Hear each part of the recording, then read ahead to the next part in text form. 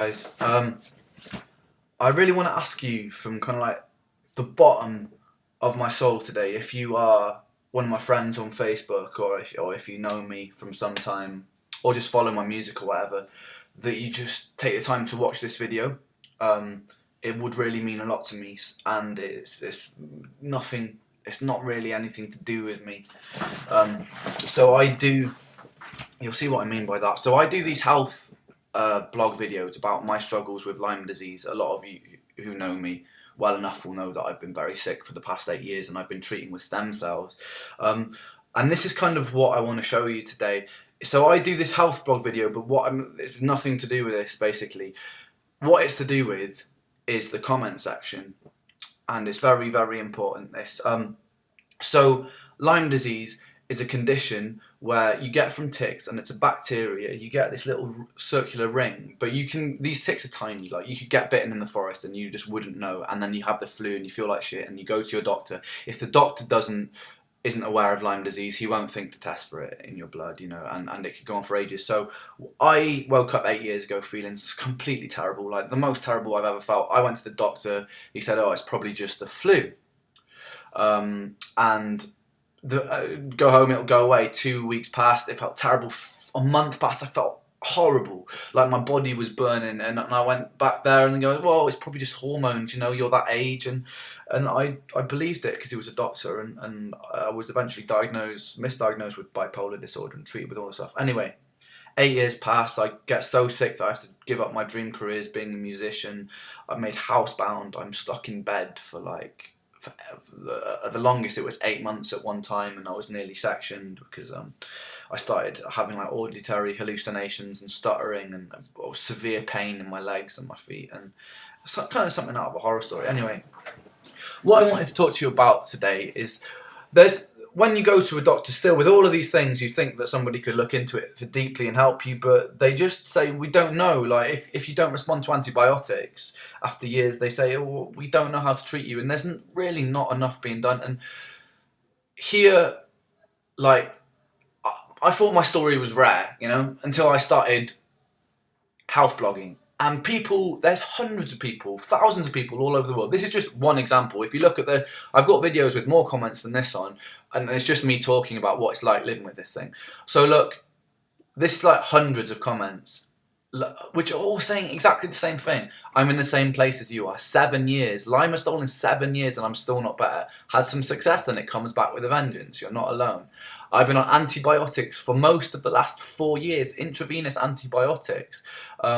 So there's like antibiotics going in your veins for 4 years. I spent most of my 20s and 30s being 19 years sick and counting. So people, this is what I want to say. Like, if you are a normal person at home, you get the flu, and if that lasts for 2 weeks, I bet you think, this is going on forever. Imagine that feeling every day for 19 years.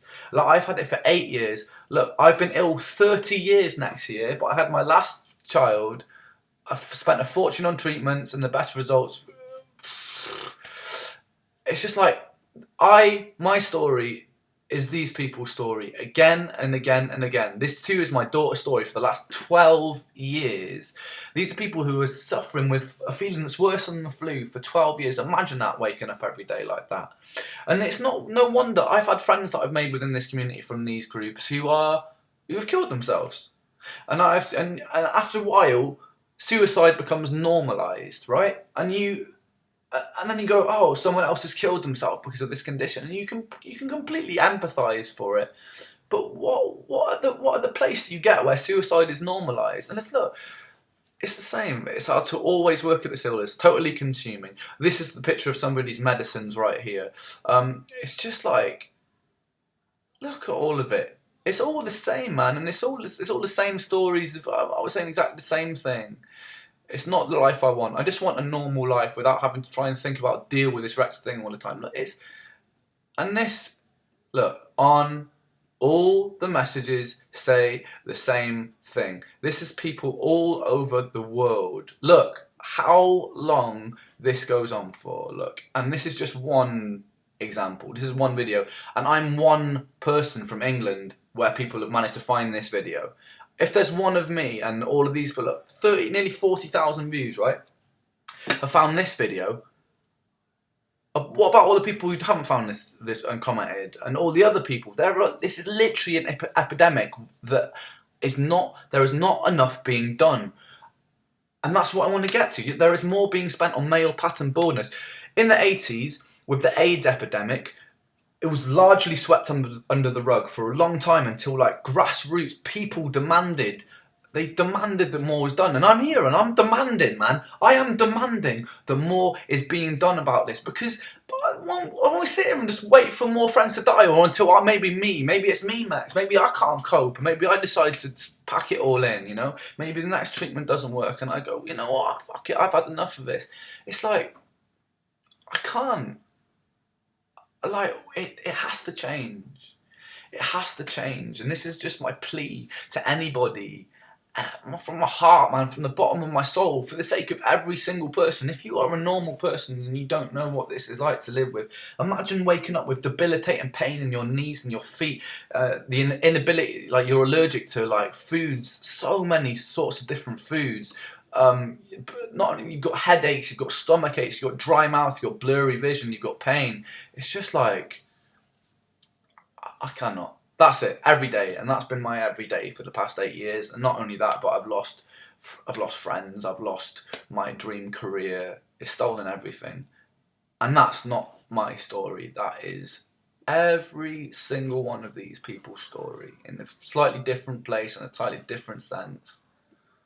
Look, every word echoes my own experience. I feel your pain, I hear you. It's just like, I just want to be better. I just want to be better. We just want to be better, please. Like, please just help raise awareness. Please spread this. And if you're normal and you see a tick and you see a little rash, go to your doctors and demand a course of doxycycline before it gets too late. Just be aware, guys. Be aware when you go into the woods. Be careful. Be safe. Yeah. And hopefully one day we'll have enough research. Hopefully one day the world will hear us enough to start throwing money into research for this illness, so that all of these people can live a normal life. That would be amazing. That's my biggest, beyond anything, beyond music, beyond anything, that's my biggest desire, is that all these people can live normal lives. Anyway, if you've made it this far, thank you for listening.